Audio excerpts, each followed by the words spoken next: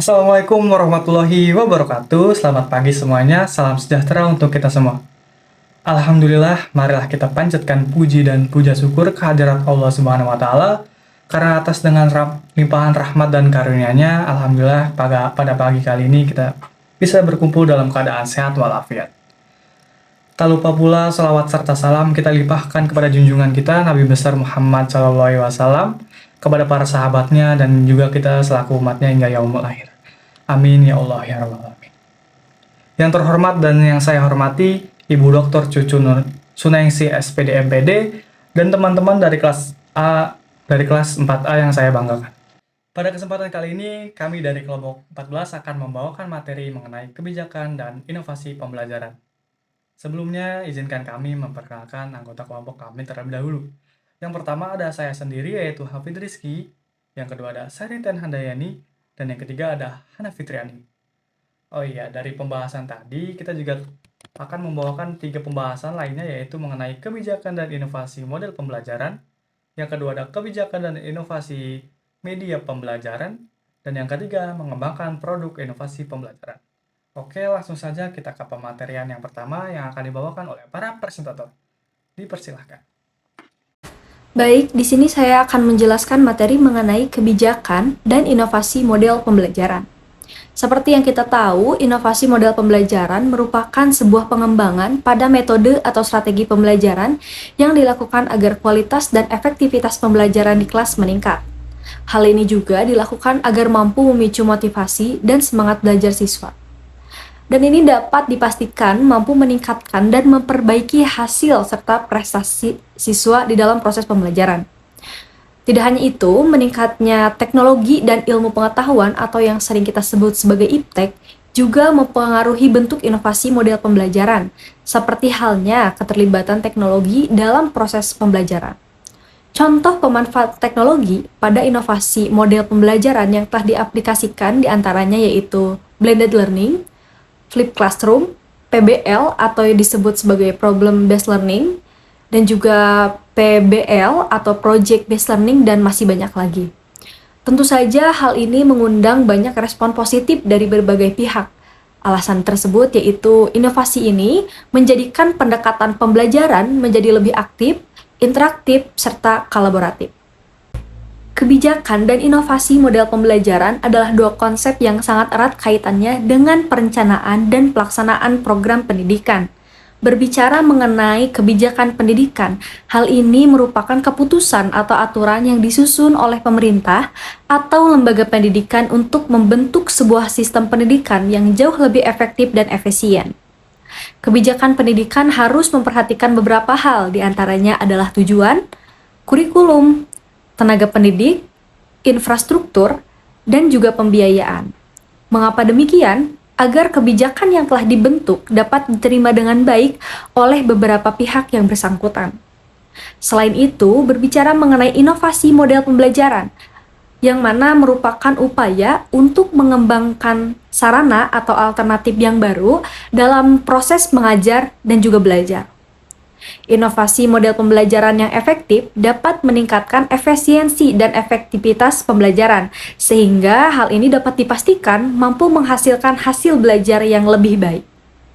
Inovasi model pembelajaran juga dapat memungkinkan lebih banyak siswa untuk belajar dengan cara yang lebih efektif dan juga efisien. Kebijakan dan inovasi model pembelajaran saling terkait karena kebijakan pendidikan dapat mempengaruhi pengembangan dan penerapan inovasi model pembelajaran. Sebaliknya, inovasi model pembelajaran yang efektif dapat menjadi faktor paling penting dalam merumuskan kebijakan pendidikan yang jauh lebih baik.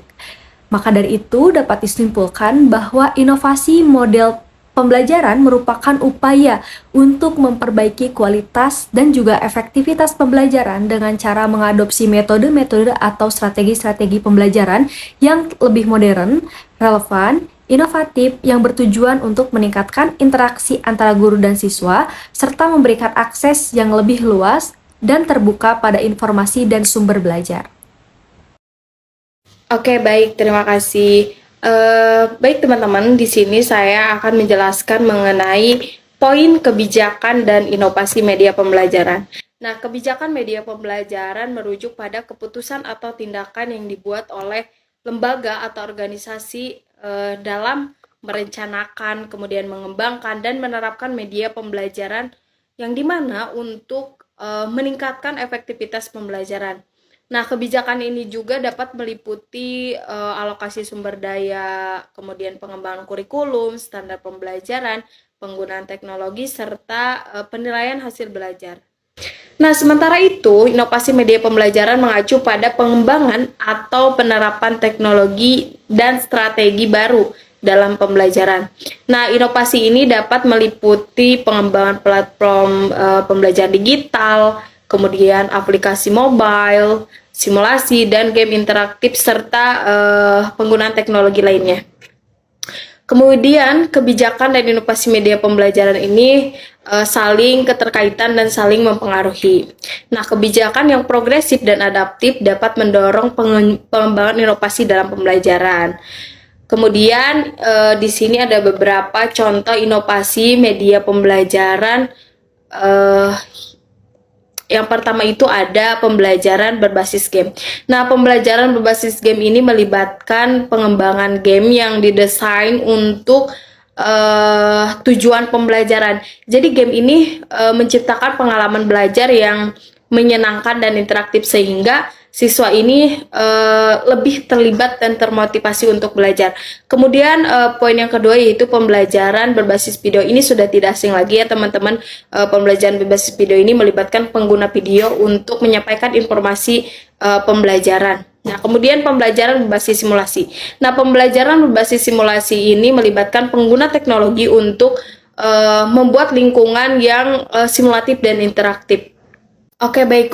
Untuk poin berikutnya yaitu pembelajaran berbasis augmented reality atau AR dan virtual reality atau VR. Nah, pembelajaran berbasis AR dan VR ini melibatkan penggunaan teknologi yang memanfaatkan seperti gambar, suara, efek visual untuk menciptakan pengalaman pembelajaran yang lebih interaktif dan menarik. Nah, AR dan VR juga dapat membantu siswa memahami konsep yang sulit dipahami dengan mudah dan mengalami pengalaman pembelajaran yang lebih realistis. Kemudian yang kelima ini pembelajaran berbasis platform digital. Nah, pembelajaran berbasis platform digital ini melibatkan pengembangan platform digital seperti Learning Management System, LMSN, atau MOOCS, yaitu Massive Open Online Course yang memfasilitasi pembelajaran online. Nah, platform ini dapat membantu siswa belajar secara mandiri dan mengakses materi pembelajaran dari mana saja dan kapan saja. Nah, teman-teman, inovasi media pembelajaran ini bertujuan untuk meningkatkan efektivitas pembelajaran, kemudian meningkatkan motivasi siswa, dan menciptakan lingkungan pembelajaran yang lebih inklusif dan interaktif. Baik, untuk selanjutnya saya serahkan kepada presentator selanjutnya. Baik, terima kasih kepada presentator sebelumnya. Selanjutnya ada mengembangkan produk inovasi pembelajaran. Nah, mengembangkan produk inovasi pembelajaran membutuhkan pengetahuan, keterampilan, dan waktu yang signifikan. Tidak semua guru memiliki latar belakang atau minat dalam mengembangkan produk tersebut.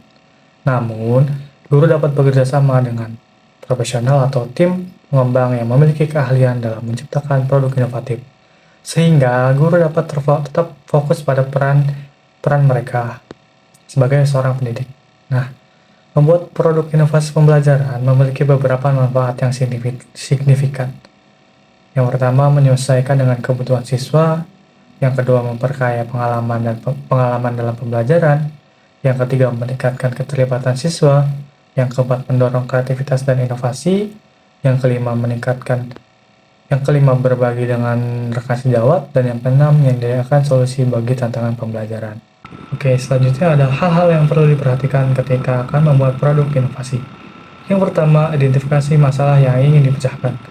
Yang kedua, tentukan target audiens, yaitu produk inovasi pembelajaran yang efektif harus ditargetkan pada audiens tertentu. Dan yang terakhir, tentukan pendekatan inovatif. Selain itu, ada juga desain produk dengan pengalaman penggunaan yang baik. Kemudian, tingkatkan keterlibatan dalam interaktivitas, dan yang terakhir evaluasi dan pengembangan terus-menerus. Mungkin itu saja dari saya. Terima kasih. Saya kembalikan kepada moderator. Baik, mungkin itu saja yang bisa disampaikan oleh kelompok. Kurang lebihnya mohon maaf. Terima kasih telah menyimak. Assalamualaikum warahmatullahi wabarakatuh.